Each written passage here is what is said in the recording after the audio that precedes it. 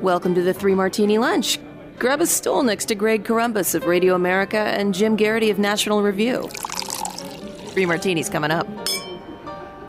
Hey, really glad you're with us for the Monday edition of the Three Martini Lunch. We've got good, bad, and crazy martinis for you today. The first one a little bit complicated in how we squeeze it into the good martini. And Jim, it's one of those that the truth is coming out. What we're learning from that truth is unsettling to say the least. But after, what are we, about 6 years into this Russia collusion narrative now, it's unraveling thanks to John Durham. And the latest big bombshell coming to us from an unlikely source. So right now, this guy, Michael Sussman, is on trial for making false statements and so forth as a result of trying to shop the Russia collusion narrative to the FBI and then lying about it, of course. As part of this trial, Robbie Mook, the former campaign manager for Hillary Clinton, testifying on Friday, and this is the CBS News version of the story, he testified on Friday that the 2016 Democratic presidential nominee agreed to provide information about a link between her opponent and Donald Trump and Russian Alfa Bank to a reporter, despite the fact that her campaign was not certain about the truth of the allegations. During cross-examination, Mook said the campaign was not fully confident in the Alfa Bank allegations and wanted to give them to a reporter so the reporter could, quote-unquote, run it down further and verify it. I'm not sure that's how that works. Slate first published the story suggesting Alfa Bank had a server that was irregularly pinging a server registered to the New York-based Trump organization. And so what we've known all along, Jim, or at least for a long time now, is that the Clinton campaign was helping to bankroll the Steele dossier, and then other people were kind of shopping it to Michael Isikoff and Yahoo. And now it turns out through Hillary Clinton's own campaign manager that she actually signed off on getting this out to the media, even though they had no idea if it was true. Greg, this is one of those topics where I'm looking at a suitcase and there's a lot to unpack. But I know apparently I use that phrase too often. But one of the things that comes to mind, I remember once or twice in my career, I've had people try to basically, I heard that campaign has mob ties or something like that. It's some sort of really incendiary accusation. I'll say, wow, that's quite an accusation. You got any proof? Like, no, but I think you can find it. Well, really, can I? Where should I start looking? Just look around. This idea, in other words, that you're, as a journalist, your job is not to be the repeater of rumors. Your job is not to pass along unverified information. Your job is to do the best job you can to verify that information. And they shared it with Slate, which did not do any efforts, it appears, to verify that information. The Wall Street Journal had a really good editorial board, had a really good one on this. It's a very succinct title. Hillary Clinton did it. This ran on May 20th, but it's still relevant here. And I think one of the things that kind of just jumps out here is this observation, Mook is admitting under oath the campaign did not have the expertise to vet this data, but it was, a decision was made by him, by policy advisor Jake Sullivan, if you recognize that name. He is the National Security Advisor.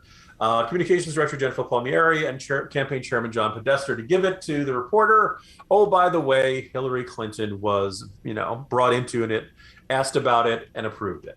So in the end, did this all originate from Hillary Clinton? No, but she knew what was going on, signed off on it, and this has, as the editorial board puts it, her fingerprints on it.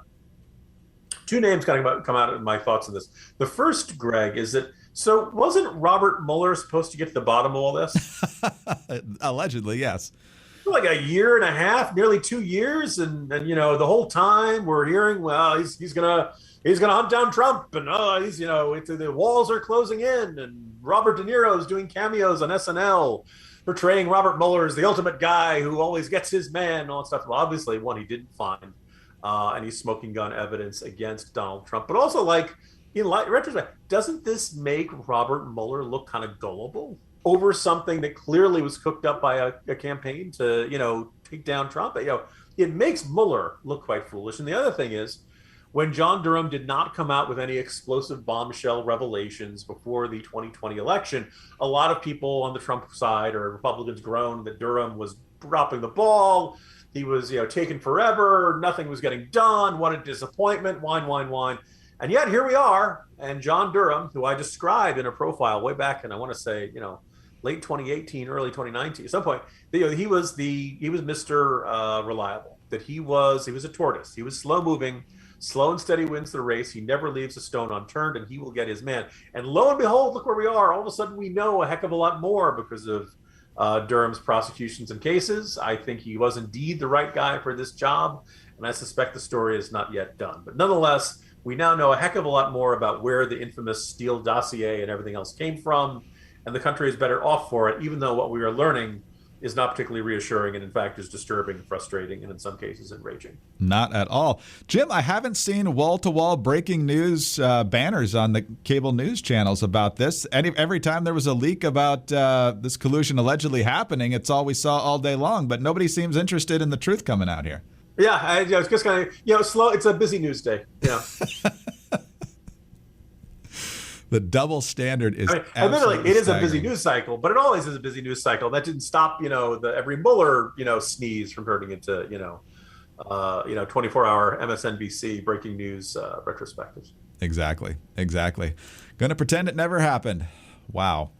All right, on to our first grade sponsor of the day, and in most parts of the country now, hopefully it's fairly warm. It certainly was where we live over the weekend. And spring and summer are the seasons for finally getting outdoors and entertaining, throwing some pool parties, barbecues, whatever. But if your yard doesn't look good, if it looks like a plant cemetery, you're not going to want to have folks over, and you're probably not going to enjoy things as much. So get your place looking as good as it can. Get it looking resort quality, and do it easily with fast-growing trees. When it comes to caring for your plants, know-how matters. That's why FastGrowingTrees.com's experts curate thousands of plant varieties that will thrive in your specific climate, location, and needs. There's no waiting in lines, no messy cars from hauling plants all over town, because you order online or over the phone, and your plants are shipped to your door in 1 or 2 days. Plus, their growing and care advice is available 24/7. Whether you're looking for increased privacy, shade, or adding some natural beauty to your yard, Fast Growing Trees have the perfect plants and the expertise to help you find them. And as I've said many times, we have a number of plants from Fast Growing Trees at the Corumbus house. We've got a nice fig tree. We've also got a monstera plant, and the leaves on that are huge. They're massive and just fun to watch it grow. We also have a lemon tree that's continuing to grow. My girls have named them all, and because of those names, now they assume that we have 2 girls and 1 boy. So I don't know if they're being misgendered or not, Jim, but we're going to roll with that. Plus, with their 30-day Alive and Thrive guarantee, you can trust everything will be healthy for years to come. Go to fastgrowingtrees.com/martini right now, and you'll get 15% off your entire order. Get 15% off at fastgrowingtrees.com/martini. fastgrowingtrees.com/martini. All right, Jim, on to our bad martini. And, just when you thought you had enough crises going on in this country, from inflation to energy and beyond, we get this, courtesy of KSL.com. Extreme temperatures and ongoing drought could cause the power grid to buckle across vast areas of the country this summer, potentially leading to electricity shortages and blackouts, a U.S. power grid regulator said last week. NERC, that's the North American Electric Reliability Corporation, which is a regulating authority that oversees the health of the nation's electrical infrastructure, says in its 2022 Summer Reliability Assessment that extreme temperatures and ongoing drought could cause the power grid to buckle. High temperatures, the agency warns, will cause the demand for electricity to rise. Meanwhile, drought conditions will lower the amount of power available to meet that demand. NERC's manager of reliability assessments, Mark Olson, says, quote, industry prepares its equipment and operators for challenging summer conditions. Persistent extreme drought and its accompanying weather patterns, however, are out of the ordinary and tend to create extra stresses on electricity supply and demand. And so there's also, of course, the news that a great number of coal-fired power plants, 80 to be precise, are slated to close across 14 states in the next 6 years. And obviously, there's no plans to replace those, Jim. And for those who know, we get a lot of our energy from coal-fired power plants, and the renewables just can't keep up. So how big of a pickle are we in here? Roughly a pickle. I feel like Ghostbusters with the Twinkie metaphor. Greg, we're dealing with a pickle roughly the size of the western half of the United States. One of the things I wish they had done better, as I've seen coverage, I mentioned this a little bit in the Morning Jolt today. If you look at this summer reliability assessment from NERC, you talked about two categories. One is high risk and one is elevated risk. High is worse than elevated, right? And they talk about the MISO. And this is actually regarding to the Midwest Independent System Operator Region. And basically it's in two chunks. The first chunk is basically go from eastern side of North Dakota, all through Minnesota, all through just about all of Iowa, all of Wisconsin, bad news, all of your home state of Michigan. Big chunk of Illinois, although ironically not the part around Chicago. Most of Indiana, a little bit of Kentucky, a little bit of Missouri, and then there's a second chunk, which is right around the Mississippi River, almost all of Arkansas, almost all of Louisiana, a little bit of Texas, and a good chunk of Mississippi. They're all in the category of high risk, meaning resources are potentially insufficient to find peak load during both extreme conditions and normal conditions, which is about as bad a warning as they can get. Now, everything else that is west of the Mississippi River, Pacific Northwest, Southwest, Texas, and because it's North America and some parts of our grid extend up into Canada. Bad news for Saskatchewan, for all of our Saskatchewan listeners out there. I regret to be the one to inform you that peak demand projections have risen by 7.5%. But basically, almost everything west of the Mississippi River is at an elevated risk, in which the resources will probably be enough for normal conditions, but potentially insufficient during extreme conditions. I assume this means heat waves where people are running their air conditioners more and circumstances like that. So the outlook on this is grim. This is not a country that has a shortage of problems right now. This is not, I know they're like, maybe people could run on gasoline generators. But obviously with the high cost of gas, that's not going to work particularly well either. You might say, we need to, build more production or build more transmission lines and kind of find easier ways to kind of lessen the load on any one particular part of the grid. As we've discussed in past editions of this podcast, when inflation is really high and cost of resources are really high, you don't build stuff nearly as quickly, and nothing we build right now is going to be done in time by like July 4th or something like that. So we are kind of stuck with it. We've been warning about this for a long time. Everybody's like, oh no, wind and solar, it's going to be great. Well, wind and solar is not generating enough electricity fast enough. We're taking the coal plants off too quickly. We haven't built a nuclear plant in this country forever. All of this is adding up to severe problems, and we're going to start seeing the lights blinking on and off this summer because of heat waves and because of the usual stuff.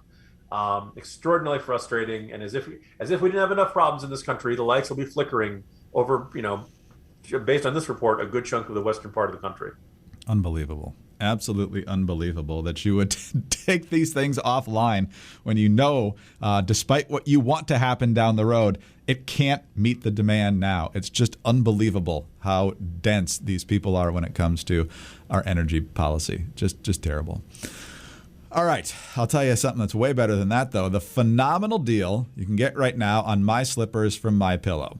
I have told you this many times. As much as I love the sheets, and I do, I sleep on the MyPillow sheets way more than any other set of sheets. I use the towels more than any other set of towels. The slippers are my favorite product from MyPillow, and right now they've got a phenomenal deal. You can save $90 on the My Slippers. They're regularly $139.98, but right now they've got a blowout sale going, and that blowout price is just $49.98 with our promo code Martini. Dear listeners, these are not just any slippers. The My Slippers took 2 years to develop with an exclusive 4-tier cushioning system. They've got the MyPillow patented fill. They've got the Comfort Memory Foam, which helps prevent fatigue. They've got the patented Impact Gel, and they've got the Indoor-Outdoor Sole, which you can wear indoors, outdoors, wherever you want all day long.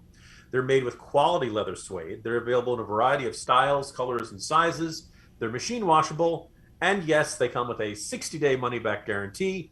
and a 1-year limited warranty. Don't miss this deal. Go to mypillow.com/martini or call 800-874-0104 for the My Slippers at only $49.95. While you're there, take advantage of the deep discounts on all MyPillow products, including the buy one, get one free extravaganza on bed sheets, MyPillows, and more. Visit mypillow.com/martini or call 800-874-0104 today for the most comfortable slippers you will ever own and get Mike's book for free. mypillow.com/martini or call 800-874-0104. All right, Jim, on to our crazy martini now. And President Biden is on his trip to Asia. He's made a few different stops over there, as is usually the case. He was at a news conference in Tokyo today, and the issue came up in the Q&A about Taiwan and the level of commitment the United States has to defending Taiwan. Here's how the reporter phrased the question and Biden's very succinct answer. You didn't want to get involved in the Ukraine conflict militarily for obvious reasons. Are you willing to get involved militarily to defend Taiwan if it comes to that? Yes. You are? That's the commitment we made. So if you were to listen to that, Jim, you would think that he was committing to defend Taiwan militarily, since that was the exact question. Well, the White House is now backing off of that. The statement saying, as the president said, our policy has not changed. He reiterated our one China policy and our commitment to peace and stability across the Taiwan Strait. He also reiterated our commitment under the Taiwan Relations Act to provide Taiwan with the military means to defend itself, which is much closer, obviously, to the Ukraine policy than anything different, which is specifically what the question was posed in that press conference. So, Jim, this is one of those situations where I think a lot of folks on the right would generally agree with the president, although it all depends on what that would look like in terms of a military response to a Chinese invasion of Taiwan. But yet again, the big story here is that Biden doesn't seem to agree with Biden administration policy. Actually, you saw a little bit of this in the last administration, too, that what the president said and what the administration policy was were sometimes only distant cousins. I would like to say, I think it's safe to say, and I didn't want to give Biden quite so much grief about this when he said it, because I think for a long time everyone has known that if China invaded Taiwan, the U.S. would respond in some way. We just didn't know exactly how, whether it would be something akin to what we're doing in Ukraine in some sort of effort to get weapons to the Taiwanese so they could defend themselves, whether we would station an aircraft carrier in the region. Many times we've had aircraft carriers in the South China Sea kind of hanging around Taiwan as a deterrent effect if China ever decided to get frisky and decide to invade. And I can see the argument that this is not really a outright contradiction of past policy. Although the one China policy, which I think has been outdated for a while now, was that, yes, we, the U.S., do recognize that there is a China, but we're not going to say which one is which between China and Taiwan, which has always struck me as an odd perspective of kind of sidestepping the issue of whether Taiwan was an independent country or not. And there is a case to be made for strategic ambiguity and leaving the enemy guessing as to how exactly you would respond to a particular provocation. But I don't think this is particularly a good one. And, this is those rare times where, the president, seeming pretty lucid, is very clear, very direct, and is, giving a straight answer. The problem is that the entire rest of the Biden administration tends to act like, oh, grandpa forgot to take his pills again. Kind of giving the suggestion that, no, we should not really take this seriously. And after, for God's sake, this guy cannot remain in office regarding to Putin or if it's a minor incursion, that'd be different comment. Unfortunately, when Biden goes off script, he tends to create his own policies. He tends to create policies that are not the official policy of the administration that they agreed in, presumably in some cabinet meeting or something like that. So once again, we have the, Jen Psaki style cleanup on aisle 6, running out and insisting the president did not say everything we just heard him say, and or the president did not mean to say what we just heard him say, which I think is unsurprising for an administration that does not want a conflict with China on top of all the other problems they're dealing with. But at the same time, it is frustrating for those of us. For us, this is one of the rare times we actually agree with Biden, coupled with this sense that this continuing message to the world, the president is a senile old man. He says a lot of stuff. It doesn't always represent U.S. policy. don't take, the argument of President Trump, take him seriously, but not literally. Greg, apparently we're not supposed to take Biden seriously or literally, according to his own staff. We're in the very best of hands. The very best of hands. Jim, quite a start to the week. Let's see what craziness the news cycle throws at us tomorrow. Talk to you then. All right. See you tomorrow, Greg. Jim Garrity, National Review. I'm Greg Corombos, Radio America. Thanks so much for being with us today. Do subscribe to the 3 Martini Lunch podcast if you don't already, and tell your friends about us as well. Thank you so much for your 5-star ratings and your kind reviews. We always appreciate those, and they're a big help to us. Get us on your home devices. All you have to say is play 3 Martini Lunch podcast. Follow us on Twitter. He's at Jim Garrity. I'm at Dateline_DC. Have a great Monday, and please join us again on Tuesday for the next 3 Martini Lunch. The Disinformation Governance Board is paused after Americans overwhelmingly rejected it. I'm Sarah Carter. On the latest Sarah Carter Show, I'll also speak with rancher Wayne King about how the border has turned into a complete disaster since the Biden administration took office. I'll also respond to the latest insanity from abortion activists and share the powerful pro-life message from my friend, Congressman Burgess Owens. Join me. Follow The Sarah Carter Show at Apple, Spotify, or wherever you get your podcasts.